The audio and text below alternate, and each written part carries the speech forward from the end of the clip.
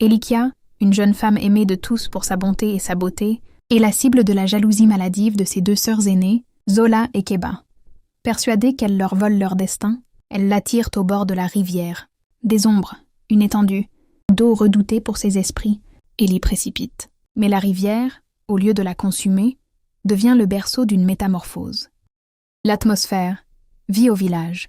Elikia excelle dans les travaux de tissage, mise en avant du pagne, et attire l'attention d'un jeune notable. Zola et Keba, frustrés par leurs échecs personnels, transforment leur amertume en haine pure. Elles commencent à isoler Elikia par des mensonges auprès des anciens. Le point de bascule, lors de la fête des récoltes, Elikia est choisie pour porter la parure sacrée. C'est l'affront de trop. Zola et Keba décident d'en finir. La trahison. Sous prétexte d'aller chercher de l'eau sacrée pour une cérémonie, les sœurs mènent Elikia vers la falaise surplombant la rivière maudite. La scène est visuelle, chargée de tension et de contraste, le calme de la forêt face à la violence de l'acte. Le mystère, Elikia chute. Le village la croit morte. Une période de deuil lourd s'installe. Dans les profondeurs de la rivière, Elikia ne meurt pas. Elle entre dans un monde onirique où elle rencontre les esprits de ses ancêtres. Elle apprend à transformer sa souffrance en une force spirituelle, résilience. Elle devient une gardienne des eaux. Des phénomènes étranges commencent à se produire au village. Les récoltes de Zola et Keba dépérissent. Des murmures sortent de la rivière. Place du village, mariage de Zola, au coucher de soleil. Elikia, Zola, Keba, le sage, vieux gardien du village, la foule. La musique s'arrête brutalement. Le silence est assourdissant. Elikia surgit, son pagne sombre évoquant la profondeur des eaux. Zola, paniqué. Ce n'est pas possible. Tu n'es qu'une ombre. Elikia s'élance avec une précision foudroyante. Elle saisit le poignet de Zola. Elikia. Cette poigne, Zola, c'est celle qui m'a poussée. Tu voulais mon destin? Le voici, être le miroir de ton crime. Keba charge Elikia avec une chaise. Elikia l'esquive, projette la chaise et plaque Keba contre le mur. Elikia. Tu m'as cru morte dans la rivière.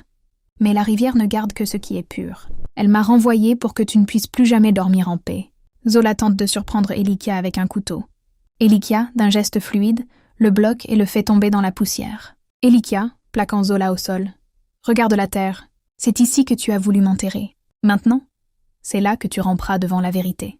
Le sage, un homme vénérable portant une robe d'un bleu profond, s'avance lentement vers le centre. À chaque pas, il frappe le sol poussiéreux de son bâton de pouvoir en bois sculpté, créant un son sourd et rythmique.